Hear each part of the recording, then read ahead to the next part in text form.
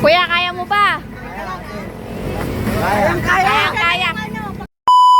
Eto na nga yung araw kung saan magpapalaro tayo. Uy! Kaya maaga nga akong papasok ngayon for the go! Palabas na nga ako ng bahay para sumakay ng tricycle. Wow! Tumakas nga kasi ako sa mga alaga ko. Ayaw na naman akong payagan. Mixed emotion nga tayo ngayon dahil nga sa palaro natin. Excited na kinakabahan. Wow! Excited dahil makikita mo na may nabubusog. Kinakabahan, baka umulan na naman. Tignan mo naman ang langit ngayon, nagbabadya na naman ang malakas na ulan. Habang papunta nga tayo sa D.O. Paris natin, sinasayaw ko yung Sundance. Wow! Shoutout nga dito sa tricycle driver. Aba, daig niya pa ang Grab taxi. Sa amoy at bango ng sasakyan niya, aba, mapapawaw ka talaga. Meow. Pagdating ko nga din sa ating pwesto, nadatnan ko nga ang ganitong sitwasyon. May mga estudyante nga pa tayo dito na criminology. Shoutout sa inyo. Salamat sa pagpunta.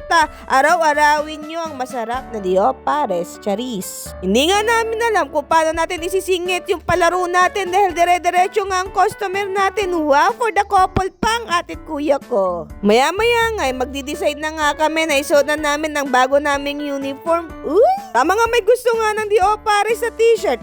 Magpagawa ka na, charis. I-PM nyo nga lang yung page namin. Heto siya, wow. Pero bago nga namin isuot ang aming mga uniform, napansin ko lang lahat kami ay nakaintim, puwera lang ang amo namin. Heto nga sinuot na namin ng uniform namin. Wow! Lawang kulay nga talaga yan. Alangan naman pagsabayin namin isuot, white and black. Sa mga susunod naman na araw, yung iba naman na kulay ng t-shirt namin. Wow! Habang hinihintay nga namin yung challenger namin, makikita nyo naman na kami palang tatlo ang nakasuot dahil nga busy pa ang opa natin at ang amo natin. Wow! Napapaisip nga ako kung paano niya ngang uubusin yung 3 rice and isang overload. Tapos yung overload natin, mainit na sabaw. Wow! Pero kahit na gano'n, panalo ka na rin kung hindi mo nga maubos. Dahil ikaw ba naman, may libre ka ng hapunan. O di ba, ayaw pa you. Kakataba nga ng puso yung mga feedback ng ating customer. Titikim pero babalik sa atin. Salamat po! Heto nga'y si kuya, hindi na nila napigilan ang sarili nila. Hindi na nga nila nahintay na magkaroon ng space do sa upuan. Kaya doon na sila sa kolong-kolong nila kumain. Wow! Umating na nga yung challenger natin sa ating D.O. Paris. Kaya lahat kami nagsigawan. Wow! Ito na nga't inaayos namin yung kakainin niya.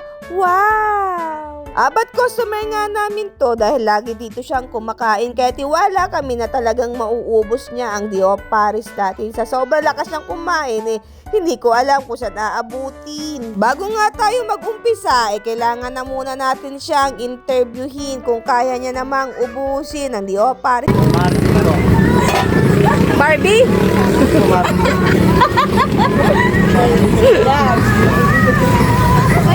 Matatawa nga talaga kitang Barbie pag hindi mo yan naubos. Oh, wow. Heto ka nag-uumpisa na si kuya. Talaga naman, Pilipino talaga si kuya. Kinamay niya na nga kahit napakainit yung kanin at sabaw. Kalipas nga ang 45 seconds, naubos siya ng isang rice. Nung naubos siya ng isang rice, medyo nagdahan-dahan siya. Nakaramdam na siguro siya ng busog. Naku, ewan ko kung mananalo si kuya. Pero diretso pa rin ang laban dahil hindi pa naman tapos ang oras. Ang kinuha niya na nga yung second rice, medyo bumagal siyang kumain dahil siguro sa pressure ng mga tao sa paligid niya. Kaya sumigaw nga siya na huwag niyo ako pakialaman, buhay ko to, charis. Sayang, dapat kayo na lang. Pagka ako, namimili uli kami. Mamamili. Hindi nga nagtagumpay si kuya na i-beat ang 4 minutes niya, pero kahit na gano'n, panalo pa rin daw siya dahil meron siyang libreng hapunan. O diva, yun ang sinasabi ko sa inyo. Kaya nga sa susunod na magpapalaro tayo, siguraduhin nyo na walang laman ang tiyan nyo. Nang sa ganon, busog na kayo, may premyo pa kayo. Wow! At dahil nga natalo ka, ikaw na ngayon si Barbie. Uy, congratulations pa rin sa'yo hanggang sa muli. Meow!